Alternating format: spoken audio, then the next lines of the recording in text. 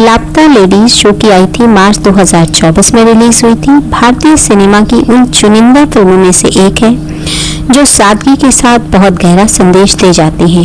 यह फिल्म 2024 और 25 के दौरान चर्चा का विषय बनी रही, खासकर तब जब इसे 97वें ऑस्कर पुरस्कारों के लिए भारत की ओर से आधिकारिक प्रविष्टि में चुना गया और इसे 70वें फिल्म फेयर अवार्ड में 13 पुरस्कार जीतकर इतिहास रच दिया।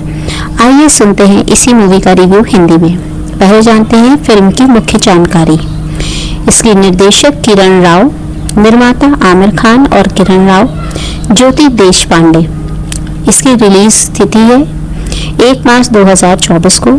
कलाकार नितांशी गोयल, प्रतिभा रांटा, स्पर्श श्रीवास्तव, रवि किशन, छाया कदम। शैली इसकी सोशल ड्रामा और कॉमेडी।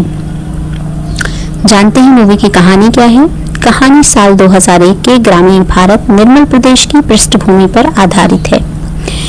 फिल्म की शुरुआत दो नवविवाहित जोड़ों से होती है जो एक ही ट्रेन में सफर कर रहे होते हैं। संयोग से दोनों दुल्हनों फूल और जया ने एक जैसी लाल साड़ी और लंबा घूंघट पहना हुआ है।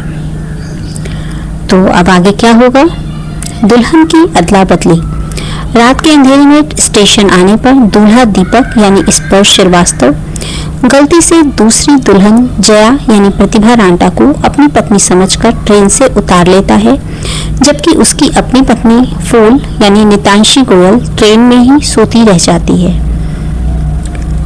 दो अलग रास्ते। फूल एक अनजान स्टेशन पर उतर जाती है और वहां के चाय स्टॉल की मालकिन मंजू माई यानी छाया कदम की मदद से आत्मनिर्भर होना सीखती है। वहीं वो काम करने लगती है उनके ढाबे पर और धीरे धीरे आत्मनिर्भर होती है। और जया दीपक के घर पहुंच जाती है, लेकिन वह अपनी पहचान छिपाती है क्योंकि वह अपने अतीत और एक दमनकारी शादी से भाग रही है।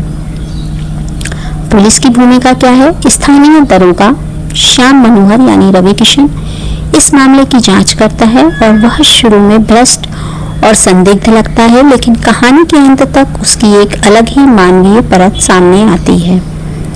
तो बढ़ते हैं मूवी में आगे।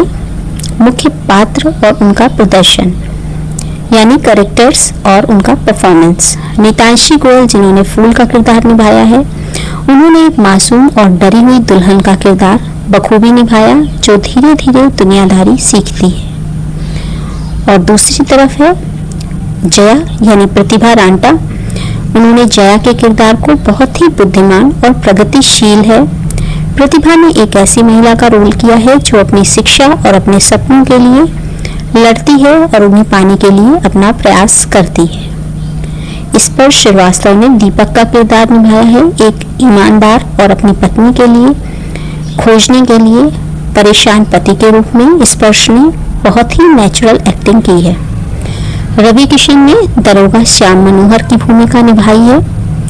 वह फिल्म की जान है। उनके मजाकिया अंदाज और पान चबाते हुए दिए गए संवाद दर्शकों को खूब हंसाते हैं।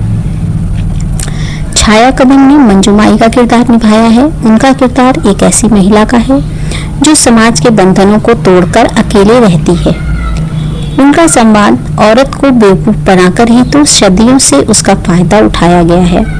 फिल्म का सबसे शक्तिशाली संदेश है। और साथ ही अब जानते हैं फिल्म का संगीत और संवाद यानी म्यूजिक एंड डायलॉग्स। संगीत इसमें है राम संपत जी का संगीत कहानी की सादगी को और बढ़ाता है और अरिजीत सिंह का गाना सजनी साल 2024 का सबसे बड़ा चार्ट बस्टर साबित हुआ यानी बहुत फेमस हुआ। संवाद स्नेहा देसाई के लिखे गए संवाद चुटीले हैं। फिल्म भारी भरकम उपदेश नहीं देती बल्कि छोटी छोटी बातों के जरिए पितृसत्ता पर चोट करती है।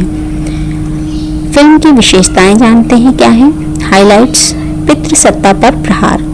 फिल्म घूंघट प्रथा और महिलाओं की पहचान के खो जाने पर व्यंग करती है